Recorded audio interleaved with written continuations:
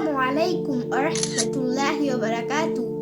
আল্লাহ সূরা নূরের ৩১ নম্বর আয়াতে বর্ণনা করেছেন, আর মুমিন নারীদের বলুন, তারা যেন তাদের দৃষ্টি নত রাখে, লজ্জাস্থান হেফাজত করে এবং নিজেদের সৌন্দর্য প্রকাশ না করে। আল্লাহ তাআলা কুরআনের সূরা নূরে আমাদের পর্দা করার নির্দেশ দিয়েছেন। পর্দা হলো চোখের পর্দা, কথার পর্দা আর আচরণের পর্দা। যে মেয়ে পর্দা করে সে আল্লাহকে খুশি করে।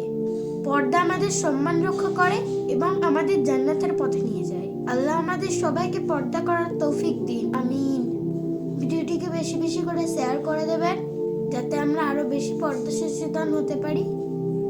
আল্লাহ আমাদের সকল নারীদেরকে পর্দা করার তৌফিক দান করুন, আমিন। আমাদের ভিডিওটি ভালো লাগলে আমাদের চ্যানেলটিকে সাবস্ক্রাইব করে দেবেন। আসসালামু আলাইকুম ওয়া রাহমাতুল্লাহি ওয়া বারাকাতুহু।